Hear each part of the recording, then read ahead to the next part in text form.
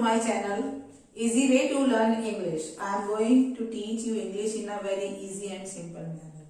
Today I have the tense past indefinite, or we can say simple past. Simple past.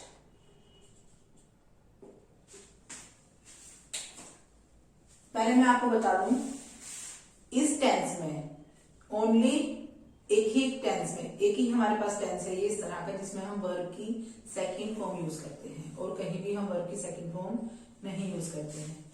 In this tense we use second form of verb, singular subject के साथ भी और plural subject के साथ भी. तो हमारे पर हम कोई भी बाउंड नहीं है कि हमें इसके लिए वर्ब की फर्स्ट या थर्ड फॉर्म भी लगानी पड़ेगी. हम सिर्फ सेकंड फॉर्म ही लगाएंगे इसमें. Prince played football in that field. Prince उस फील्ड में फुटबॉल खेला, मतलब वर्क हो चुका है, तभी तो इसका नाम पास्ट है कि पास्ट में वर्क हो चुका है, प्रीवियस डेज में वर्क हो चुका है. तो played is the second form of verb. They went for shopping in the market. वो लास्ट वीक पिछले हफ्ते वो शॉपिंग करने के लिए मार्केट गए थे. Alibaba heard the sound of horses coming in his direction. उसने अपनी डायरेक्शन में, हिज हमने क्यों लगाया है, हिज हमने लगाया है अलीबाबा के साथ, क्योंकि अलीबाबा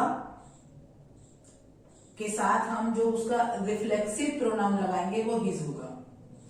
तो दिस इज रिफ्लेक्सिव प्रोनाउन, और यहां पर भी काम कर रहा है एडजेक्टिव का. हिज डायरेक्शन, उसकी डायरेक्शन मीन्स डायरेक्शन को डिस्क्राइब कर रहा है, क्वालिफाई कर रहा है, तो ये possessive adjective and direction noun होगा यहाँ पर. तो अलीबाबा हर्ड सेकंड फॉर्म है, इसकी थर्ड फॉर्म भी हर्ड होती है, और फर्स्ट फॉर्म आप मुझे बताएंगे कमेंट सेक्शन में लिखकर कि इसकी फर्स्ट फॉर्म हर्ड की क्या होती है.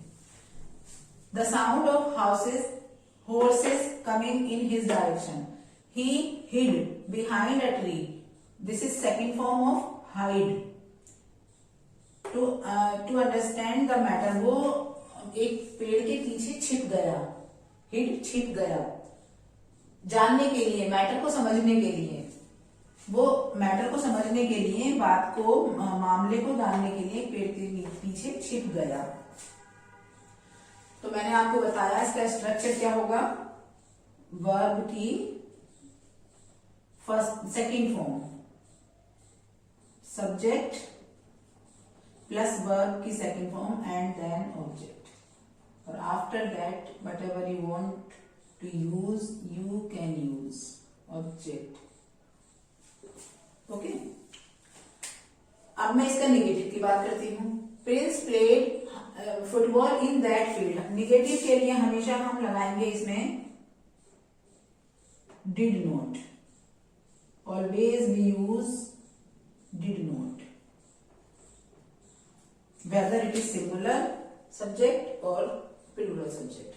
Prince did not play. अब हो जाएगा play only. Prince did not play football in that field. Prince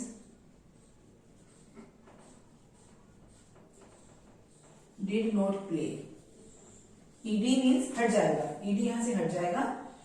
did के, डू के, डज के, इनके साथ कभी भी हम वर्ब की सेकंड या थर्ड फॉर्म नहीं लगाते हैं. Always did, do, does verb की फर्स्ट फॉर्म ही लेते हैं. डिड नॉट प्ले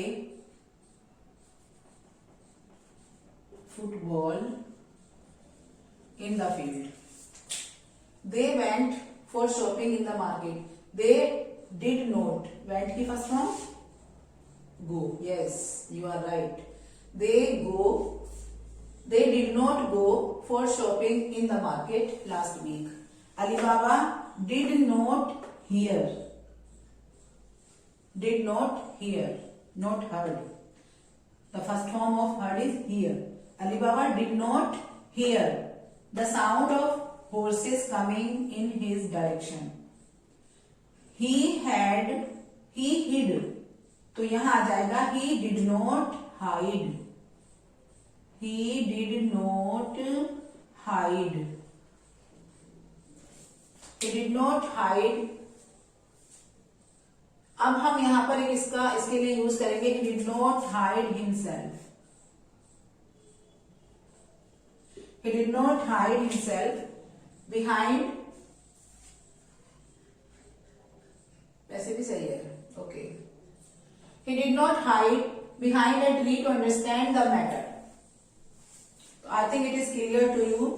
वर्ब की सेकेंड फॉर्म अफर्मेटिव में और वर्ब की first form plus did not negative में.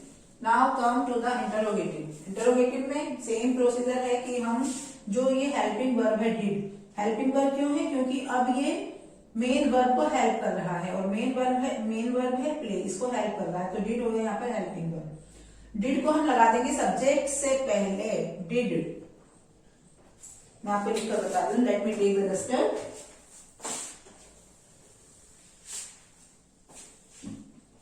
अलीबाबा हर्ड द साउंड, तो हमने इसका नेगेटिव बनाया था. अलीबाबा डिड नॉट हियर, तो यहां मैं बनाऊंगी did.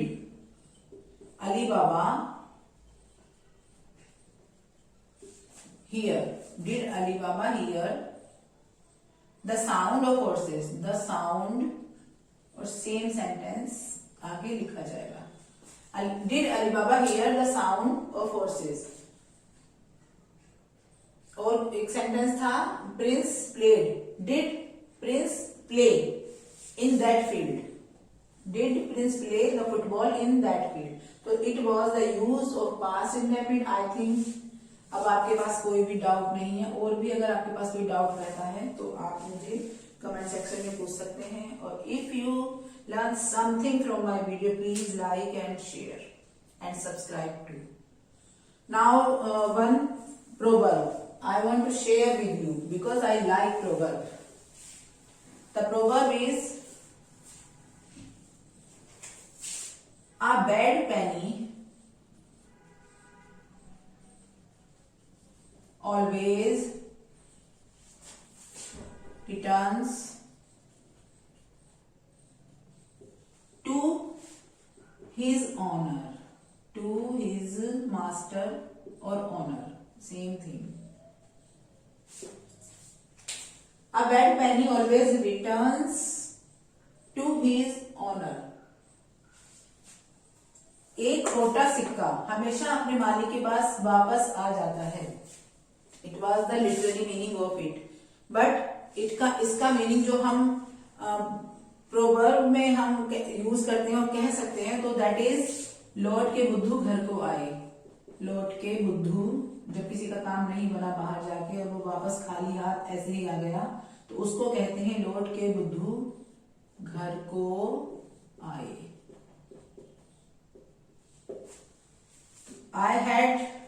That's all I had today to share with you.